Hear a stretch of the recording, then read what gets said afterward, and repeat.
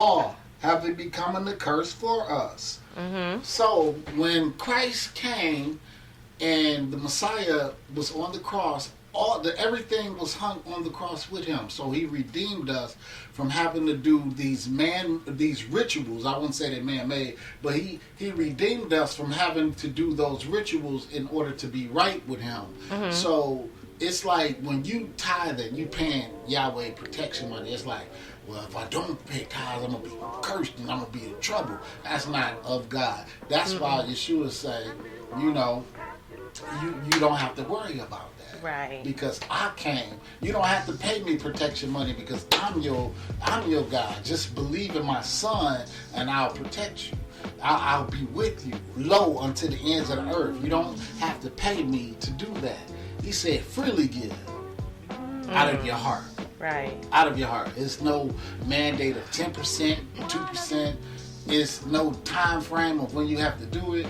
But that's a crack in the foundation where the enemy will find itself getting in, and you find a lot of pastors greedy for filthy lucre, and that's where the enemy got that crack in their foundation and pushed them off into prosperity preaching and worshiping mammon and money. And it's just so much that a man could or a woman could be tempted by. If you have a temptation, if you have a problem with Eve's ill, look at that word, Eve's evil. If you have a problem with that, then you need to abstain from those things that you are tempted with. Abstain from the very appearance thereof, so that way you're not being drawn into that negativity.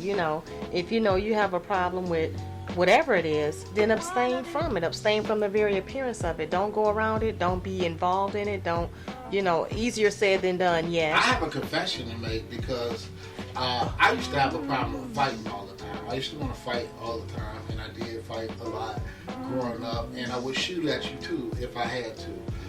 But it was nothing to brag about, or it was nothing that I wanted to do. And the enemy knew that there was a crack in my foundation.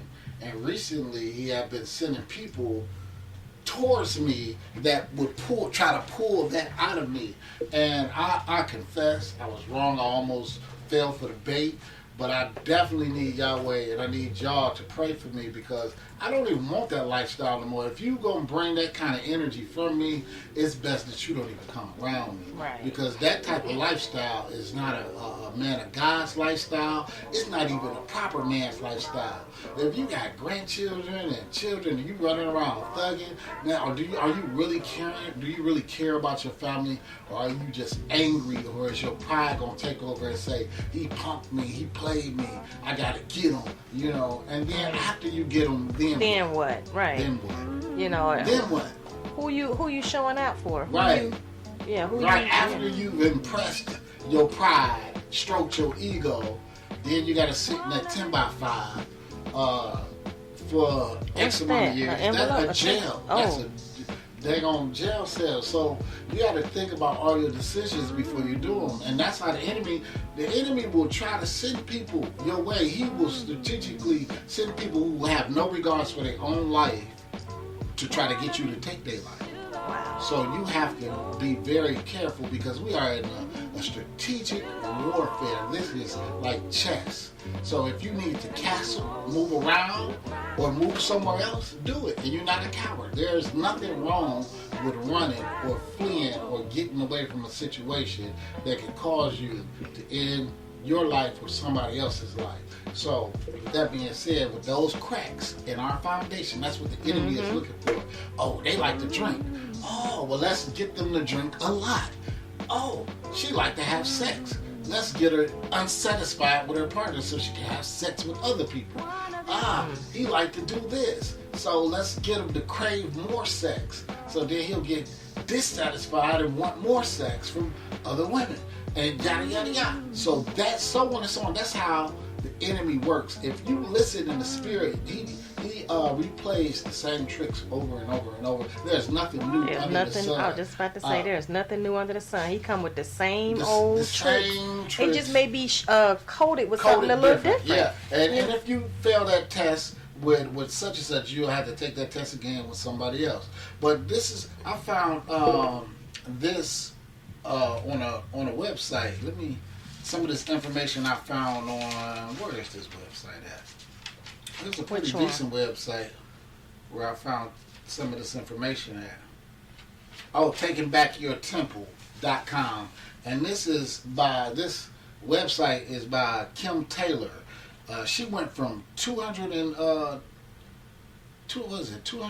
pounds? No, she went from a 22 to a size 8. So, and this website is mainly about losing weight spiritually, but she wrote down 7 signs of spiritual and emotional foundational problems. And if you exhibit some of these behaviors, I'm gonna go through them. So this is taken from Kim Taylor's TakeBackYourTemple.com. Y'all check that out. And the first sign is a negative, nasty attitude. The second sign is a lack of commitment. The third sign is operating in fear. The fourth sign is getting jealous or envious of others' success, unable to celebrate with them. Or the fifth sign is becoming offended easily. And the sixth sign is practicing addictions, out of control spending habits. Like spending money you don't have, or having 100 pairs of shoes with $50 in the bank. And the seventh sign is can't get along with other people, always in conflict with someone. So this was some of the things that you can look for and to do like a spiritual checkup for your foundation. So if you got foundational issues, you definitely want to get that checked. So find out, what do you believe in? What's your core beliefs? What, like, if you come from a broken home, then yeah, you may have emotional issues. You may have issues with men or women, or if you have the loss of a loved one and you never sought counseling, those are foundational issues. If you've been raped and you never sought counseling, or if you all these sort of things, those are foundational issues where the enemy can seep through it. He can slither through like a snake in a crack, in a hole, in the wall, and infiltrate your castle, your temple. So you don't want that to happen. The best way for you to is to address those issues. You really have to address problems and things that you have been dealing with. And if you don't address these issues, then it could be a problem for you. It could be a serious problem along the line, further down the line. So I'm advising you now to do a spiritual self-check. Check your spirit, check your mind, check your heart, check your foundation. Ask yourself, what is it that you believe in? I've seen where, this is not the first time where I've seen people divert from the truth. I've seen people who were Holy Ghost filled, praying, laying hands on people, serving in the ministry. They now practicing witchcraft, casting spells, using stones and rocks and what have you, and that's not of God. There was a crack in the foundation, and somewhere along the line, the enemy was able to infiltrate into their kingdom and lie to them and tell them that his way was better than Yah's way. And ultimately, a lot of times where people move outside of God is because they can't wait. When you look at Saul, not Saul Paul, when you look at Saul, he wanted to hear from God so bad that he saw the witch. And he went to the witch, and the witch told him this was the wrong thing that you did, that he should have just waited and God would have talked to him on his time. It's just so many times where we reach outside of Yahweh's will, trying to speed up the process.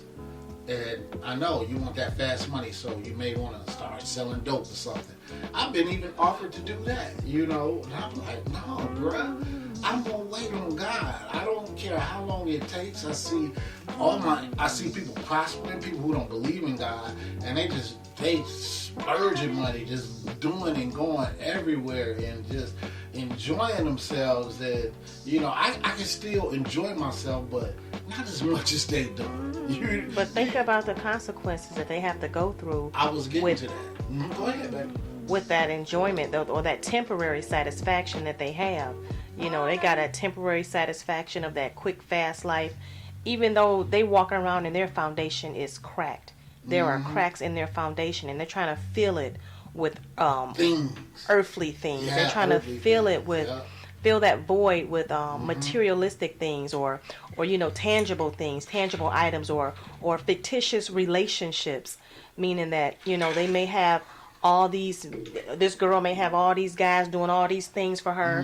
You know, I got him paying my mortgage, I got him paying my car note, I got him paying for my groceries, and you think that that's cute or you think that's good because you got all this access to money coming in? No, right. You really want to think about, you know, if that's your lifestyle that you really want to have, right? So there's a crack in your foundation if you think that's okay. Because those are not the types of relationships that Yahweh has for us. He says, let him findeth a wife. He who findeth a wife findeth a good thing and obtain favor from the Lord. He who findeth a wife, not wives. Yeah, there was times in the Bible where they had multiple wives, concubines, and all that stuff. I almost called it crap. Because nowadays I'm not having that. So that's something that's of the past. We living in the New Testament. You got one wife. You mean to tell me I can't have a couple of them? You can have a couple of these knuckles upside your head. So just letting y'all know that, you know, that type of lifestyle. Or you may have, you know, multiple guys may have multiple women where they can just feel like they got one for every night of the week. Well, you better believe that there's more coming with that than just a sexual relationship. You're getting everything else that comes with that person. And again, that's showing that you have some cracks, that there are cracks in your foundation.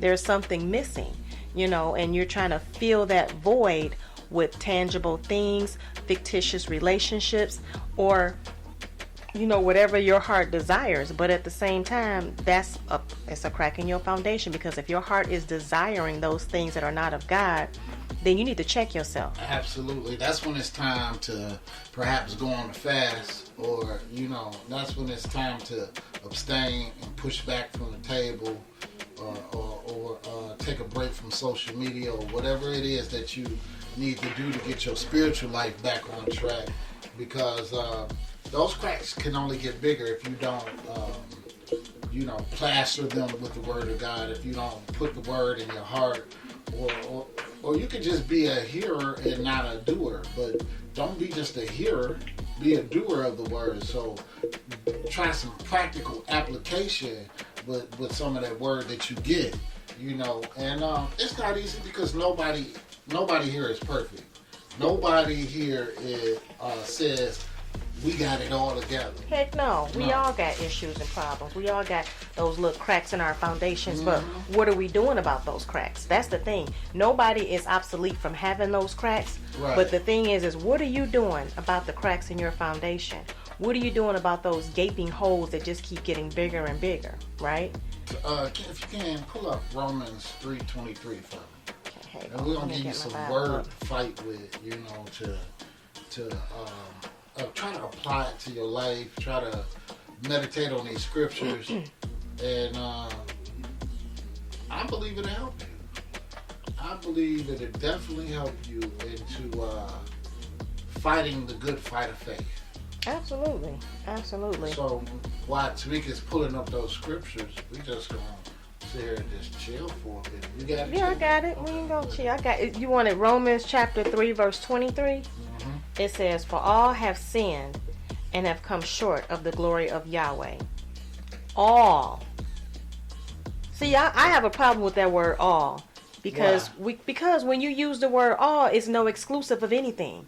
It's including everything. All the time. always. And that's true. And that so when this scripture right here says, "For all have sinned," that includes the usher board, that includes the minister.